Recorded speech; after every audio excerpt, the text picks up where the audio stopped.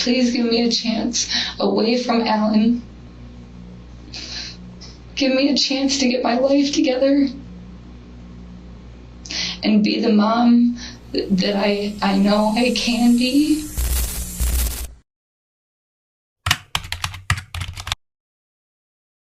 On October 11, 2021, a chilling call was made to 911, reporting the unresponsiveness of 4-year-old Judah Morgan, who was later declared unalived that day.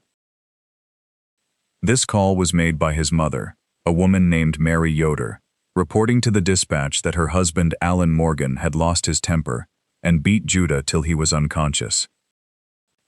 Police arrived at the scene and discovered what the lead detective described as some of the most gruesome and most horrific things I've seen in my career. Alan Morgan didn't just lose his temper that day, and Judah's death wasn't just the result of one beating. 4-year-old Judah had been tortured, locked in the freezing darkness of a cold concrete basement, starved, beaten, isolated, and brutalized by the very people who were meant to protect him, until one day, when he couldn't hold on any longer. On that day, Judah's lifeless body was examined, and he was found to have massive deep tissue bruising across his scalp and face. The force of the blows inflicted by Alan Morgan was violent enough to cause severe internal bleeding on the brain, specifically a subdural hematoma, which ultimately caused his body to shut down. And the 911 call was made 2 hours after Judah went cold and unresponsive. Before the nightmare inside the house in LaPorte County began, Judah Morgan was in a safe place.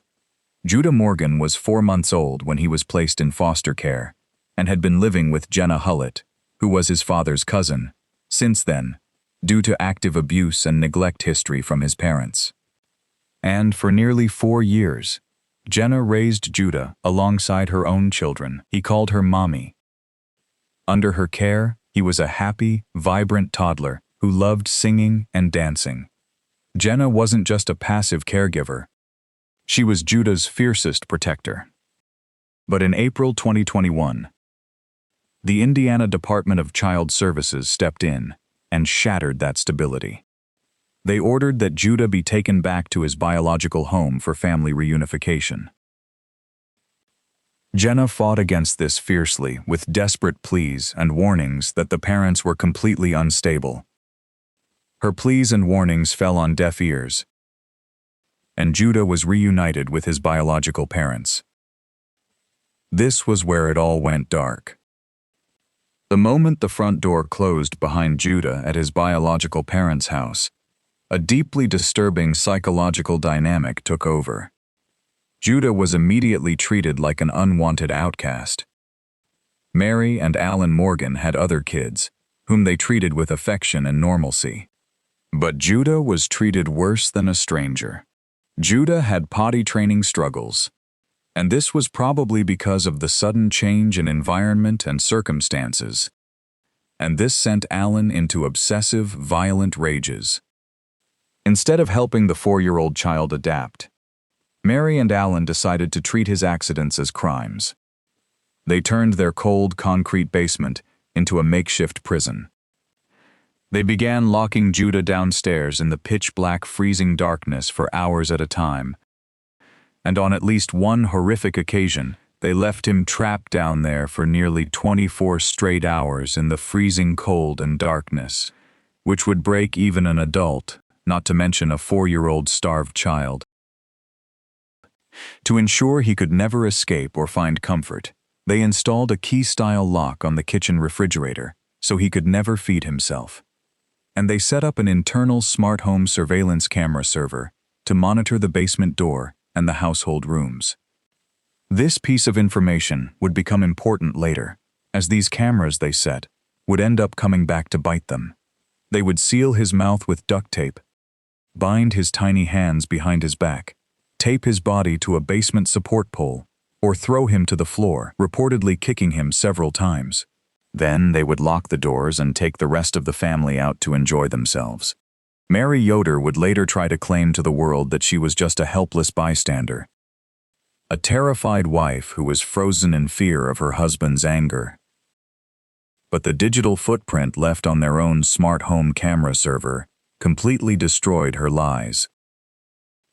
When detectives later seized the equipment and ran the forensic logs, they watched high-definition footage of Mary actively participating in the household malice. She was even responsible for similar actions towards the other kids, but it was more extreme and more frequently done to Judah. The following interrogation video shows all the lies Mary told. Let us have a moment of silence for the victim in this case.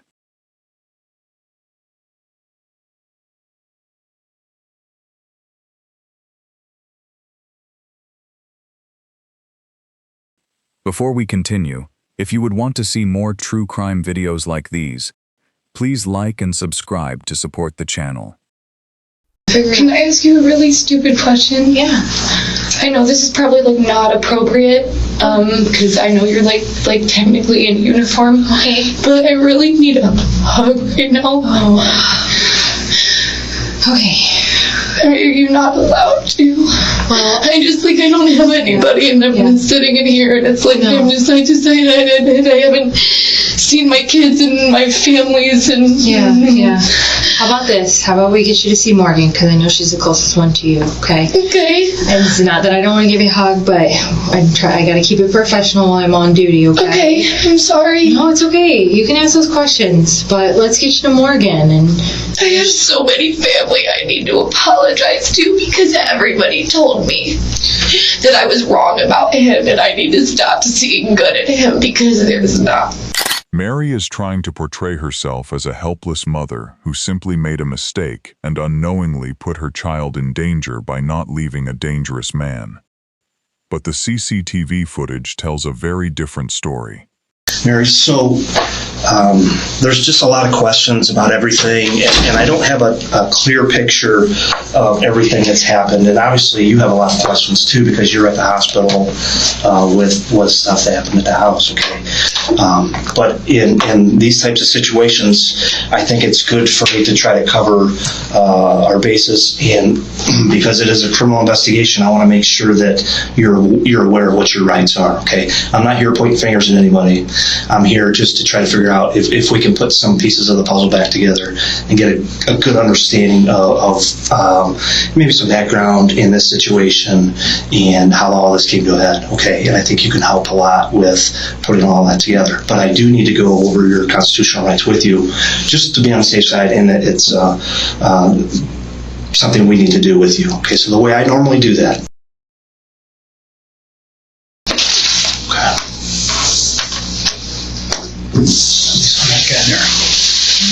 So, and Mary, again, I apologize, but there's been a lot of moving parts with this whole situation. And as I had told you before, I can only imagine, what's kind of going through your head, and some of the things that you're trying to process right now. And we're trying to be as conscious and here for you that we can be. Okay, but I would like to kind of go over probably some stuff you already talked about this morning. I apologize for doing that, but it's important that I have a good understanding of kind of what took place and what your knowledge is, and some background with you and Alan. Okay, so if you could explain to me the children that are living in the house with you guys, leading up to Saturday, which was the 9th, is that right? Mm-hmm. Leading up to Saturday the 9th,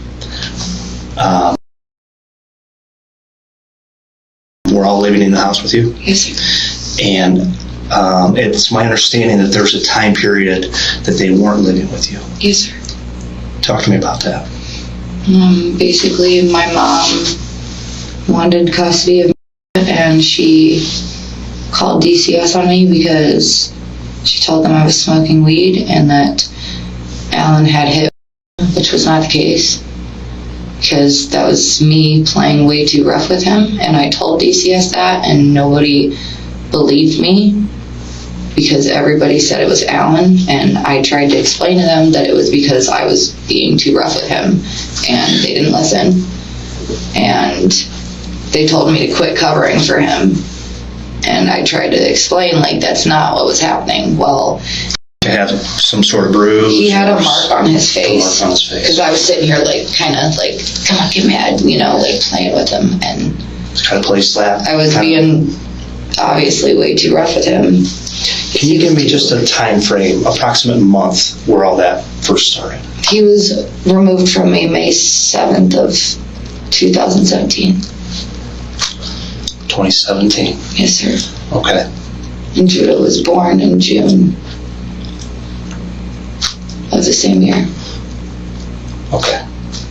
This was the year Judah was removed from their custody and placed into foster care. How do you handle a 4-month-old baby so roughly that you leave bruises? The authorities determined that the parents were unstable and the child had to be taken away, but in the end, it only delayed the inevitable. And just so I don't miss something, when did Judah, when did he join you guys in the house? Like at the end of May or beginning of June or something like that of this year. Or not this year, wait. Yeah, I'm so sorry. It's okay. May, you think May 2021? May or June. We can verify all that stuff through DCS on that. I just want to make sure that I'm on the same page. Okay.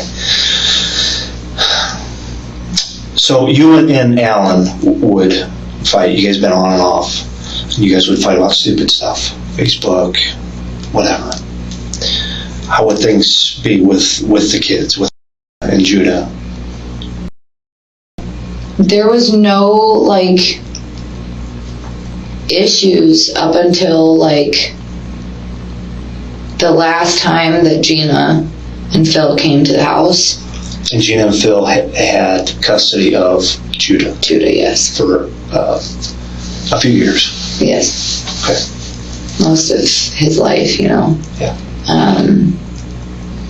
And I guess I got frustrated because he had gotten in their car and taken their keys out of the ignition and took off, and he thought it was funny, and they didn't say anything to him about it, and I thought that was, like, not appropriate, I guess. Mm-hmm. And I kind of, like, went and grabbed the keys and gave them back. I didn't say anything to them, which in hindsight maybe I should have been like, listen, I don't think this is appropriate. But I didn't say anything. I kind of just handed them back their keys. But then they, like, asked to come see him and the rest of the boys, and I kind of just ignored them because I was frustrated, because I felt like, you know, I felt like they didn't like respect, like, Your rules? Yeah. Okay. And because they carried him around everywhere, and he was almost 4, so I was like, you don't want to carry him around everywhere because he's almost 4. Like, he's got to be somewhat independent, you know. So you had the issue with the keys, and then from that point you essentially cut Gina and Phil off, right? Yes. Okay. And then once that happened, I don't know if it was because of that, but I'm assuming it was. He started to kind of, like, act up, like he would start peeing his pants and pooping himself, and just how long has that been going on? Excuse me. Like a couple months. Okay. But it didn't become like. When was that? I didn't mean to cut you off. When was that last visit with Gina and Phil? Like end of May, beginning of June, because they were the ones that, like, brought him over to the house when everything closed out and stuff. Mm-hmm. So. Yeah, it was about the same time. So Judah started having some, you said, issues with peeing and defecating in his pants? Is that yes. Right? Tell me more about that. I mean, it was, I don't really know if that's why, but it was just like, whenever he didn't get what he wanted, he would pee or poop his pants. And, for a while it was like, okay, kids regress and, like, whatever. And then it started to get, like, frustrating. And Alan really, really, really didn't like it because we didn't have the money to get more pull-ups. And, I can't say that I wasn't frustrated with it either, but I didn't handle it the way that he did. Okay, give me some examples how Alan would handle a situation where Judah had urinated or defecated in his pants. So, for a long time, we just put him in pull-ups. And he kept... Just at night or throughout the whole day? Just throughout the whole day. Okay. Because he kept doing it over and over and over again. So, we were like, okay, well, let's not ruin clothes. Let's just put him in pull-ups. And then he just kept doing it. And then we didn't have the money for all these pull-ups because there's in pull-ups too. Mm-hmm. So we started just putting shorts on him. And then Alan was like, we're not doing shorts because he's not, he's still not going to the bathroom right. So then we would just put a t-shirt on him or something. And then it got to the last couple of weeks where... last couple of weeks up to the point where you were at the hospital? Yes. Okay. Where Alan just, I don't know what's been going on. It's ever since he got arrested with the car, he's been weird. Because he got arrested because he was driving the car, my car, without a license, and he had weed on him, and blew my motor, and it was just a whole big deal. So that added to the stress of everything. Yes. Okay. And I really don't know if I could say if that was, because it didn't seem like it really affected him. It seemed like it was more, because I was pissed about it. I was like, that's childish and you shouldn't have done that. Sure. And he, he thought it was funny. It was fast as boy, it wasn't a joke. So he's been, you said not acting the same the last couple of weeks. How would he handle the situation with Judah? He started bringing him downstairs and having him kind of do an exercise, I guess. So he would have him kind of do an A. He would kind of have him not do a push-up, but put his feet on the ground and put his hands on the ground and kind of stick his butt up in the air, okay. Thinking that maybe doing a workout would change something. Okay, so I've not been to your house. Is this a single-story house? It's a main floor, and then there's a basement. A basement. So you say downstairs, you're talking about in the basement of the residence. Yeah. And explain the basement to me again. I apologize. I've not been to the house. It's some old stairs that go down into a really big basement that just has a bunch of crap in it. Okay, so it's mainly for storage. It's not really a living area. No, that's the landlord's stuff. That's all of his stuff. Is there electricity down there? Yes. But he kept the lights off most of the time because he was, I think, trying to kind of scare him into behaving, I guess. Okay, so there were lights down there, but Alan wouldn't turn them on when he took Judah down there? Yes. Okay. So that started in the last couple of weeks. He would take him down there and make him do this pyramid exercise. Yes. And what else? And then he just continued to not do what Alan wanted and go to the bathroom, and there was multiple times where I would go downstairs because I would be upstairs with the other kids and I would hear a noise and I would open the door and he would be down there yelling at him, and I'd go down there and I would try and get him to stop. What was he doing? Punching him. He kicked him a few times. He taped his hands up, put him up against the pole and tied his hands up. What did he tie him up with? Duct tape. And if he didn't answer him, he would punch him. Did you see him do this? And I tried to tell him to stop, and he kind of just told me to shut the fuck up and go away. You're not helping, just go away. And he wouldn't stop. Well, how long would they stay in the basement? like I would say between 2 to 5 minutes. I mean, it kind of differed. Sometimes he would just go down there, see if he was going to answer him, and then if he didn't answer him, he would come back upstairs and leave him down there for a couple hours, and then bring him back upstairs and see if he was going to go to the bathroom. And if he didn't go to the bathroom, then he would bring him back downstairs, or if he was ignoring him, he'd bring him back downstairs. There was times that he would carry him down to the basement by his neck. Was Judah verbal?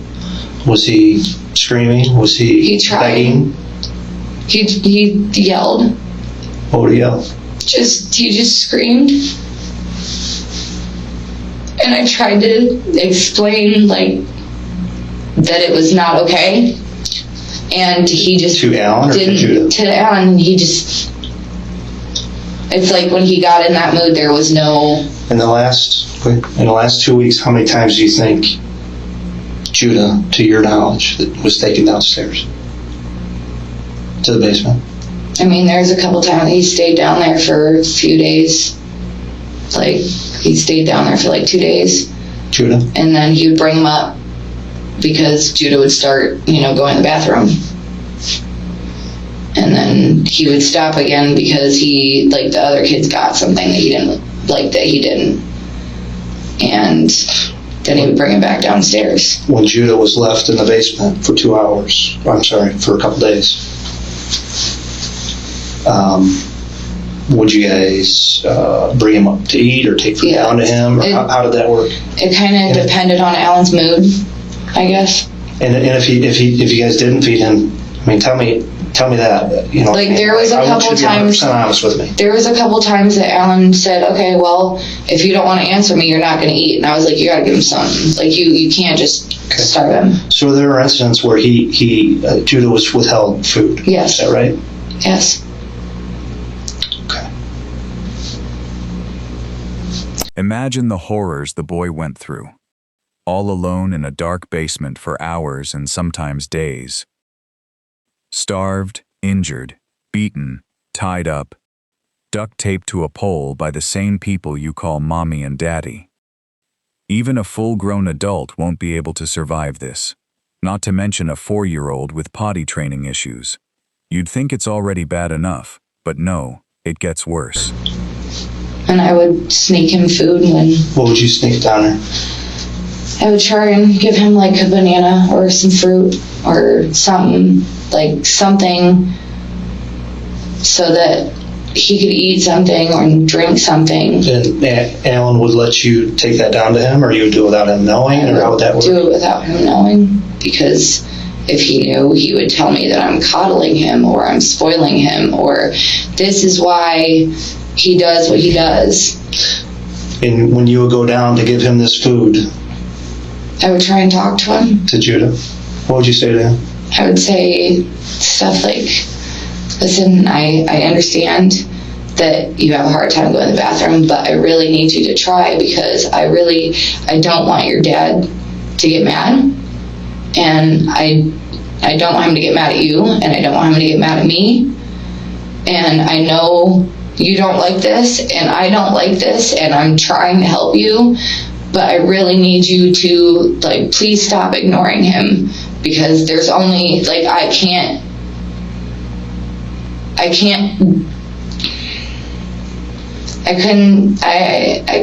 can't do anything when he gets mad, and What would Judah say to you?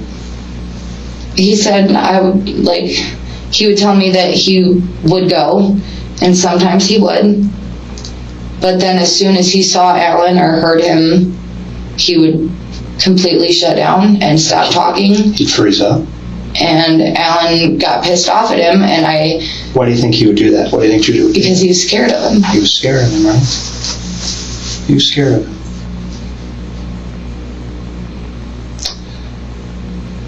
Now, obviously, the potty training issue would become frustrating as a parent. Tell me about when you get frustrated with Judah in those situations. I've said mean things. I've called him stupid. Call him stupid? Was that why he was in the basement? I mean, there was one time because he wouldn't answer Alan, and I got pissed because I just wanted him to answer so Alan would stop. And I was like, God, you're being fucking stupid. Where did this take place at? Where at the house? I had opened the door, and The basement door? yes, Would that door be locked? no. Okay. So you opened the basement door and you just yelled down at Judah? I would be like, listen, are you gonna talk, or because your dad's gonna he's gonna be pissed if you're not gonna talk. Are you gonna go to the bathroom? And he would say, if he would say no. So you were frustrated with Judah, and you were frustrated with Alan too, right? I don't think it was really frustrated with Alan. I think it was more scared of what he could do to either of us. But to the point where you would call Judah stupid for not talking because you didn't want Alan to blow up. Yeah. So you're stupid, right? Tell me about the times you because of your frustration, you took Judah down in the basement. I mean, I personally never took him down there. That was always Alan. So you never took Judah down, but you would go down and check on him, talk to him, maybe sneak him some food. Is that accurate? Yes, sir. Because I didn't like it. I thought it was disgusting. I thought it was horrible. Picture this. The boy is going through all these things, and it's already bad enough as it is. But no. Mary here did not do any of these things she claims to have done for Judah. In fact, she joined Alan in the kicking, starving, beating, and tying up Judah, and without all the care she claims to have shown him. Did you think about reaching out to anybody? I did. And I was scared. DCS, Okay. family, Okay. the police, Okay. What were you scared of? Alan, losing my kids because I didn't say anything and I was scared. And I knew that if I said something and Alan went to jail and he got bonded out, that it would either go, I would get kicked out and I would just get screamed at, or I would get my ass torn apart. By Alan. He put his hands on you before? Yes. Okay. While I was pregnant, while I wasn't pregnant. Numerous times. Yeah. We hit you with a closed fist? He had, yes. Much like you had seen him do with Judah? Yes, sir. You saw him strike him and kick him? Yes, sir. Was that why his hands were bound up? No, that was because he went upstairs and got in the fridge and got a Go-Gurt. Okay. Okay. I had asked you a few minutes ago, and I think we got sidetracked a little bit. I want you to try to estimate. I'm not going to hold you to a number, okay? I want you to try to estimate how many times Judah was taken down to the basement as punishment. In total? Total. Now, it's my understanding this has been going about 2 weeks. Is it maybe a little bit longer than that? I mean, he didn't keep him, it started just as, a 5-minute thing. Okay. And it was, a little bit before that. It wasn't, it was, I think it really was just, originally just to, kind of scare him because, kids are, scared of the dark and monsters. And I think he thought that if it was dark down there and he was scared that maybe he would stop doing it. Okay. And he didn't. Okay. So even those 5-minute increments, just those first few that started several weeks ago, right? I want you to just try to estimate. I guess let's break it down. How many times would it happen per week? 2 or 3. 2 or 3 times per week. And we're talking. I mean, that's, sometimes he did really good. There was times where, he went some days without, peeing and pooping. Okay. And he just he was doing really good. And, during those times, Alan was super, see, I knew you could do it. You got this. You just have to focus and, you wouldn't get in trouble if you would just do what you're supposed to do type thing. Okay. And then, like, as soon as he had an accident, Alan completely just snapped. He would snap. And that's when, what would happen? Either he would tell him to go downstairs, or if he was ignoring him, he would carry him downstairs by his neck. Mm-hmm. And you're upstairs on the main level when this took part, right? Yes, sir. And you could hear, I would assume, Alan yelling. Yes, sir. Could you hear Judah? Sometimes he, like, didn't yell. Okay. Sometimes he did. And you heard strikes, punches? I mean, I heard kind of like, I was upstairs. Yeah. And when I would hear, like, the bang, I would try and be like, I would try and open the door and be like, you need to stop, dude. Like, you need to fucking quit. Mind your business and go upstairs and take care of the other kids. No, dude, you need to fucking stop. And it was the same thing over and over and over again. It was, I'm coddling him, I'm babying him. This is why he does what he does. Would Alan ever ask you to help with discipline down in the basement? No. So when Judah was bound, taped up, you said with duct tape, is that what you said? Yes, sir. With the duct tape. Where did the materials, where did the tape come from when that would occur? He had got it from upstairs. Like, the house was kind of a mess, so Okay. like sometimes it would be in our room because he was trying to tape up the air conditioning unit, Okay. or it would be in the kitchen. It kind of. So did that become a common practice that He Judah, did it like 3 days in a row, 3 days in a row? and it really pissed me off because It really pissed you off. he wouldn't stop doing it, and I knew that I should have done something, but I guess I kind of gave up on trying to fight Alan over it. Mm-hmm. Because like there was the other kids and the babies, and I didn't want them crawling, into the kitchen and hurting themselves, or like falling down the stairs because he had left the door open or something. Your hands were full with the other kids, right? But that doesn't make it okay. Mm-hmm. I agree with you. All right, so let's go back. You're at the hospital.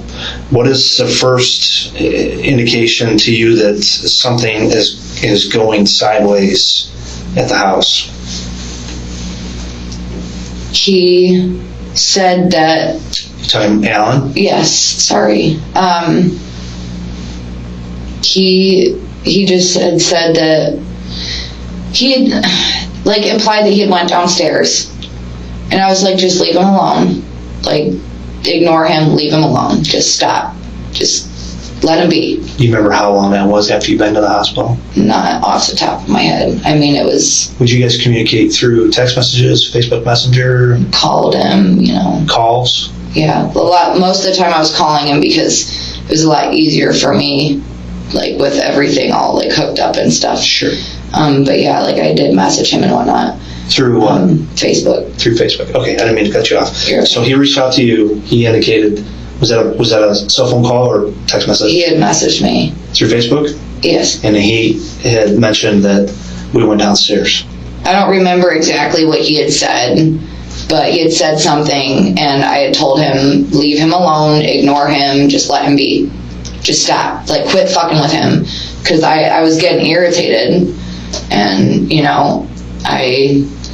I was like, if he's being an idiot, then just leave him alone, because I was just kind of like tired of, like, I was in the hospital. I didn't want to hear anything. Like, I was being ignorant. And he said, so the next time I heard anything about it, he was calling me saying that he had went down there. He was like, well, you had told me to ignore him, so I brought him a sandwich, and I just went down there, and I don't know what's going on. And it seems like he's like not breathing, and I'm freaking out, and I don't know what to do. I was like, you need to call somebody. Alan, like, what do you mean? Like, there's no, like, you need to call somebody. He's like, I'm going to go to prison. I was like, Alan, at this point, if he's hurt or if he is choking or whatever it may be, you need to call somebody. And he was like, no, and don't call anybody. I'm like, Alan, I need to get help. He's like, no, don't you fucking call anybody. And I mean, it's like, if I was there, he would have done something to me for saying, you know, that I was going to call somebody. But I wouldn't have allowed that shit, you know, like, I wouldn't have, you know, just ignored him. Like, I didn't mean, like basically tell him to shove off. Like, I wanted him to just not bother him. Like, I wanted him to just leave him alone. Like, that was my whole point. Like, just stop going down there. Just stop. Leave him alone. I didn't mean bring him a sandwich and then just disappear. I meant just don't touch him, don't talk to him, leave him alone. And I tried to, like, figure out what was going on because he wasn't, like, making a lot of sense. And all I could really hear were noises. And I asked him what was going on, and he said he was, like, 91 degrees. How would he know that? Was he? We have a thermometer that scans, like, has a little light, and it scans. Okay. And I was like, Alan, what the fuck is going on? He's like, I don't know if he choked, like, I don't know what to do.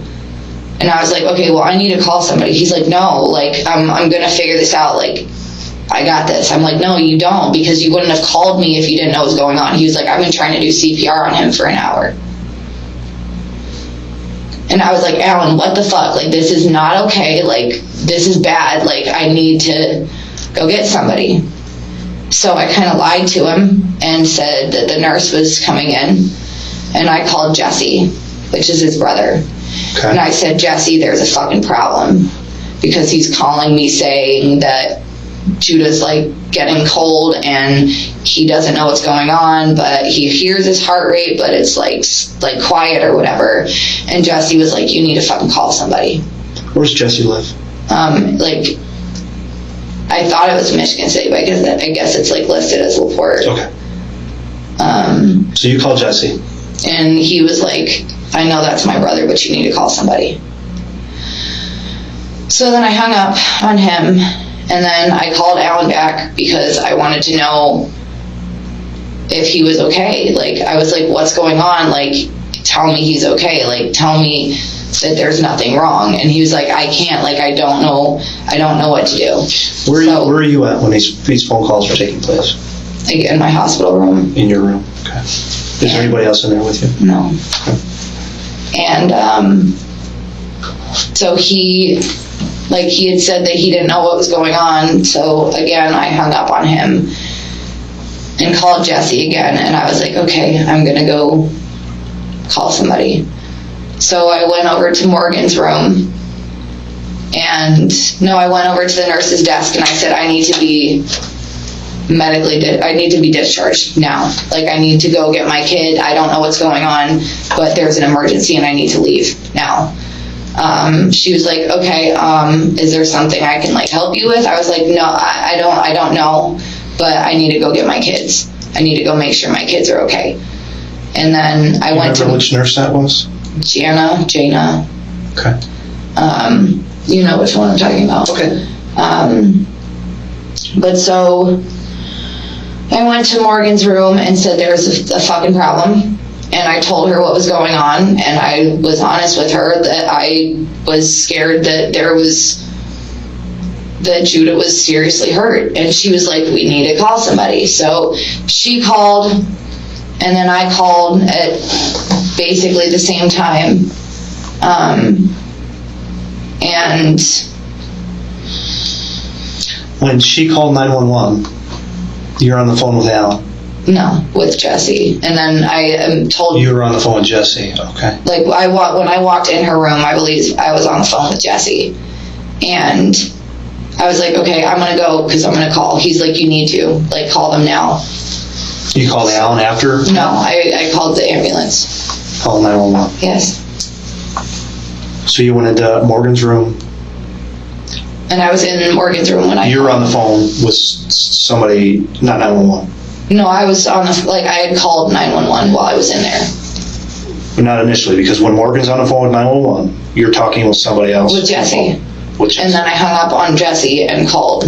911. Yes. Okay. And then I tried to explain what was going on. And they said they were sending officers out. So far, all Mary has been saying is how she messed up because she didn't do anything about the situation, totally excluding herself from any involvement in the death of Judah, stressing that her only fault was allowing it to happen and not doing anything about it. After hearing all she had to say, her own version of the story, the detective now applied a bit of pressure, asking her if all she had said were the only involvements she had in the death of Judah, of which she started to slowly and unknowingly confess. I'll make sure that we're clear on it, Mary. Yes, sir. And I appreciate you talking with me to help me piece this back together. I need to make sure that your involvement isn't any more than what you've told me to this point, because if we do find out down the road, I totally understand that. okay, you know that I have. We've been trying to be here with you and help you through some of your thought process here and a lot of this. Okay, so we've been here with you. I'm not against you in any of this, but I've got to know that your involvement wasn't any more than what you've told me up to this point. That you didn't put your hands on him. You did not help Alan in some of those situations. Because if you did, just tell me. There was times where I stood there because I didn't know what to do, okay? You stood there and didn't know what to do because you were scared of Alan and didn't know how to handle the situation. Did you help with the beating of Judah? No. There had been times, like I had slapped him in his face one time. I did, slap? yes. Okay. I had, Was that in the basement? I think, yeah, Okay. it was, because I got really frustrated and I was just like, dude, just fucking tell him what he wants to know. I get that. You're frustrated with him just not saying anything. I understand that. I just wanted him to talk so that Alan wouldn't do anything. Yeah. Did you take Judah downstairs? No. To have that conversation with him? He was already down there. Yes. So you went down and said, dude, just talk. Talk to your dad. So everybody will settle down, right? And you open hand slapped him. Right? Yes, one time I did. One time. And I felt immediately like a piece of shit.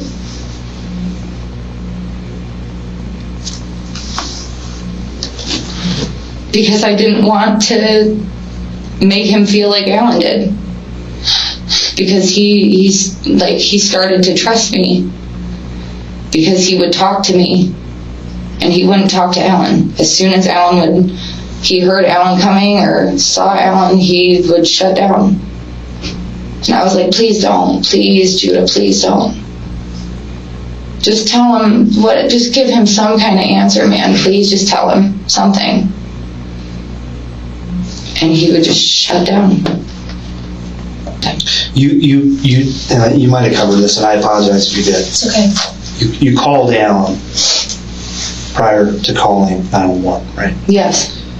And you stated to him, we fucked up. No, I told Jesse that.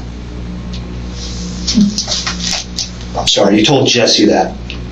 You told Alan's brother Jesse, we fucked up. What do you mean by that? I meant that I didn't do shit, and now Alan's saying that something happened to him, and I could have done something. You feel like you could have put a stop to this long before it ever got to this point, right? And I didn't. You did. This basement door, I think I'd asked you if Judah had been locked down here. That door does have a lock. It does, but it never was used. So what kind of lock is it? I think it's one of the little turn ones. Like you need to have a key to turn it, or just flip it? No, you just flip it. You just flip it, like a deadbolt type. Yeah. Well, yeah, but it was on a handle. It was on a handle. Okay. So there is a lock, and that lock is on, it would be like on the main floor. Yes. Okay. And But he wouldn't lock it because he wanted him to use the bathroom. So he would close the door, but he didn't lock it. At least not that I knew of. He said he never locked it. He said he was going to let him go to the bathroom. what about when he would have to stay overnight down there? Never locked it. And Judah would just stay down there? I think he would get up and go to the bathroom sometimes. Bathroom on the main floor? Yes. And then have to go back down? Yes. Okay, so you're saying to your knowledge that lock was never utilized to prevent Judah from coming up to the main floor of the house? No. I personally never used it. I never touched it. No. You never found that door to be locked and then would unlock it so Judah could come up? I don't even think that lock works, to be honest. Has that been on there since you guys moved in? Yes. You guys didn't put that lock on? No.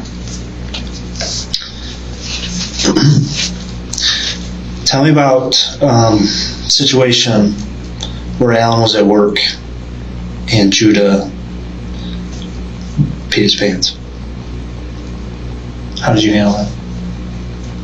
Well, I would change him and so what I tried to do is while Alan was at work, I tried to not do any really punishment because I wanted him to be upstairs with the other kids. So, You try not to, but there were occasions where you would do some sort of punishment. Or I just didn't do anything because I thought Alan would notice and that he would get mad at me. Or he would get mad at Judah because I tried to let him be upstairs. And I don't know. But there was a situation, and again, I'm not here pointing fingers. We need to make sure that we're on the same page. There was a situation where when Alan was at work, you did take Judah to the basement after he had peed his pants on, right? If he was already down there, then I don't think so. I may have. Yes. But I'm very confident in that, and that's what I want to make sure that we talk about, that situation, and how that differed from when you took him down and when Alan took him down. Whenever he was down there and I was the only one home, I didn't do any of the stuff that he did. I would have him at the most just lay down on the blanket and be like, okay, well, just lay down, get some rest. If you need to pee, come upstairs and go to the bathroom. So this situation, when Judah peed his pants, did you change him out and then make him go downstairs? Or did he have to go downstairs and change out? Or did you just take his clothes off? Or I honestly don't remember. You don't remember that situation? I don't remember the specifics. I don't remember if I made him change. Okay, that's fair. And if you don't remember, I don't. But you do recall that situation where you sent Judah to the basement? Vaguely, yes. Well, tell me what you remember about it. I don't really remember much. I just know that I had told him, okay, you know what? Then just go downstairs. If you're not going to listen, I don't know what else to do. So just go down there and lay down. And if you need to go to the bathroom, come upstairs. Previously, Mary had said that she had never taken Judah to the basement herself, or sent Judah to the basement. And now she is agreeing to sending him there, but not as brutally as Alan would. But CCTV footages has shown that both of them delivered almost equal levels of brutality towards Judah. Did you have to force him down there? No. So you didn't have to carry him by his neck like Alan would? No. I wouldn't have, no. Absolutely not. Okay, and I want to take you back to 20 minutes ago, half hour ago, when I told you that you have been very honest with a lot of what's going on, but I felt that you're minimizing your involvement with some of this, and that's normal, okay? It's normal because for someone... I know I should have done something. I know, you've already told me that, but it's normal for someone to say, yes, I'm involved with this, I should have done more, and then hold on to some of this outlining stuff that could be very important for this investigation. I'm not trying to I know you're not, I just want to make sure, okay? Because before when we talked, you had told me that you never took Judah downstairs. Or even made him go downstairs. But now we know that that's not entirely the case, that there were some situations where you had told Judah, you need to go downstairs. Yeah. Right? How many times do you think that happened, Mary? Not very many. 5 times? Maybe. Maybe 5 times? Over the course of everything, maybe. Sure. Since he started living with you in April, May? Yeah. Okay. Maybe 5 times. And in those times, you never had to force him to go downstairs. You just told him to go downstairs. Not that I remember, no. And every time that you would do that, would Alan always be at work, or sometimes was he home when you told him to go downstairs? I couldn't tell you. It could have been both. I don't really honestly remember. Are there times where you told him to go downstairs and then Alan went down and had a discussion and disciplined? And then I followed him down there and told him to stop. And he was like... So what I'm asking though is, you told Judah to go downstairs. Because I figured that maybe if I said something and just had him go sit downstairs or something, that maybe Alan wouldn't do anything. But that didn't happen. Alan still went downstairs, right? Some of the times, yeah. Some of the times. So it wasn't always Alan that told or forced Judah to go downstairs. I'm just trying to get a clear picture of what happened in this situation. I know. And only you, Alan, could give us any insight on that. The other kids are too young, right? Yeah. The secrets that we hold within our house can only be told by a few. I'm not trying to hide anything. Maybe not at this point, but for a while there you did, right? I mean, that wasn't my intention. I have a lot of stuff going through my head right now. I'm not... I understand. I don't understand. I could see how you have a lot of thoughts going through your head. I've never been in your position. I can't tell you that I understand how you feel. It's not accurate. But I can only imagine the last couple days are a complete whirlwind. Worst nightmare ever, right? That's and the only thing, not even the right words, I'm sure. The only thing we could do, Mary, at this point, is try to make things as right as we can. But there's no way to make it right. Judah, sure there is. There's justice. How, though? How is there justice? By us having a 100% picture of what happened there. It's never going to bring him back. No, it's not. It's not. That's not... that's not... But we have to do what we can from here on out for him. To hell with everybody else, with Alan. And if your involvement is any more than what you told us, we need to know about today. I'm being I'm going to be straight up. Straight up. My memory really does, it's really foggy sometimes. So if it's oh, well, did you, I'm like, oh, you know what, maybe, because it's not there's always so much stuff going on. I'm always busy. I was always trying to clean the house. I was always trying to change diapers and do laundry. And you're busy. You got a 2-year-old, 1-year-old, Judah, who's 4, and is obviously having some troubles with some discipline stuff, peeing and defecating, and your 7-year-old, who you got to make sure is going to school and doing all schoolwork, right? Yes, sir. Your plate's full. We get that, and we understand that there are times where you're frustrated. But that doesn't make it okay for me not to have done anything. You're right. I 100% agree with you. You and I are on the same page with that. Her lies had been seen through, but they didn't have enough evidence to charge her with anything yet. So they placed her in investigative custody so they could gather enough evidence to charge her for the crime. When the news was broken to her, Her reaction was very expected. Mary, at this point, you're going to be held on a 48-hour hold, investigative hold. We'll continue to confer with the prosecutor's office to assess criminal charges against you. For what?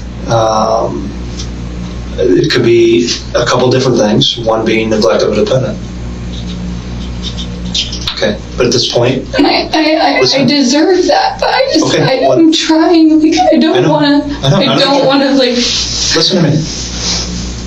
You've not been charged with anything yet. We still have to confer with the prosecutor's office. What I'm telling you is you're not going to be able to walk out of here. We're going to take you upstairs. You're going to be held on a 48-hour investigative hold. Okay? I'm honestly telling you everything I can. I really am, like, I'm not saying you're not. What I'm telling you is the information that we have right now, we have enough to place you on a hold and to confer with the prosecutor's office for criminal charges. Okay? Once we are able to solidify some questions to them, then we will let you know about official charges. You're not being charged right now. You're being placed on a hold, but you're not free to leave. Okay? can I talk, like, can I call my lawyer, please? Upstairs you can. Can, like, you guys get, like, can, like, I get the number off the phone or something, like, something? Can I get his number somehow? Who is your lawyer? Ryan Beal? I can look in the yellow pages for you for sure. Okay? So I got an officer here. He's, we're going to take you into custody and walk upstairs. Stand up. So I'm not gonna see my kid. Not today. We'll take this card. So you have that in your property. So if I call my lawyer, that's my one call then? I'm not sure what their process is upstairs, to be honest with you.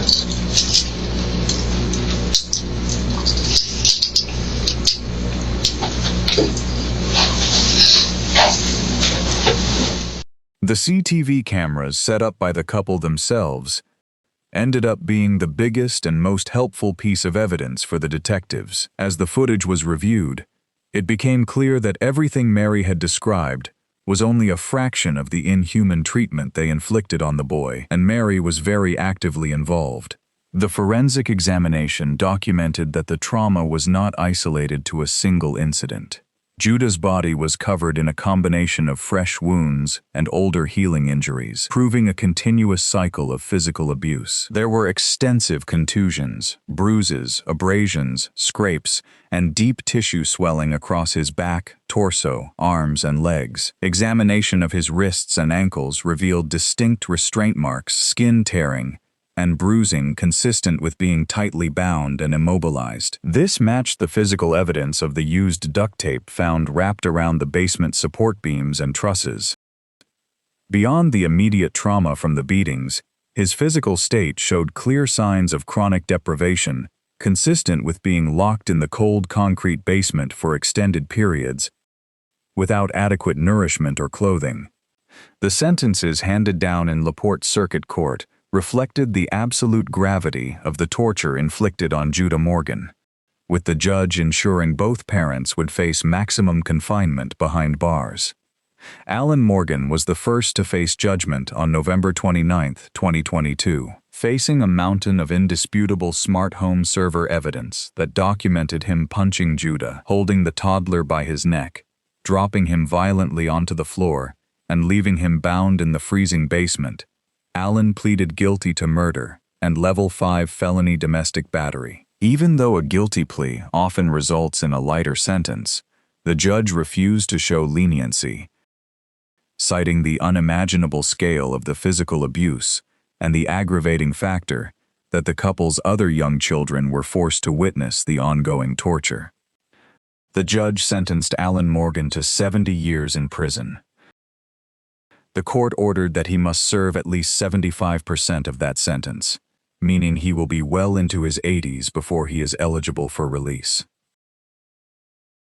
Mary Elizabeth Yoder's day of reckoning arrived a year later, on January 5, 2024. Trying to salvage her own freedom, she pleaded guilty to Level 1 felony neglect of a dependent, resulting in death, and Level 5 felony domestic battery. When she stood before the court, she openly wept, delivering a lengthy statement about how much she loved Judah and lamenting her failure to protect him.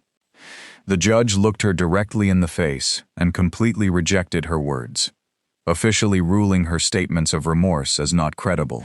The court pointed to the forensic logs showing her own DNA on the sticky side of the duct tape used to bind the child, and the video footage of her violently kicking her other son, finding 5 distinct aggravating circumstances, including Judah's extreme vulnerability due to his age and the fact that Mary did absolutely nothing to seek medical help while her son lay dying for hours. The judge handed her the absolute maximum penalty possible under the law, a consecutive 42-year prison sentence. LaPorte County prosecutor Sean Fagan closed the book on the criminal trials by stating that while the 70-year and 42-year sentences finally brought legal closure to the tragedy, Mary Yoder had been given the greatest gift imaginable in a vibrant young son, and she chose to squander it in the most malicious way possible.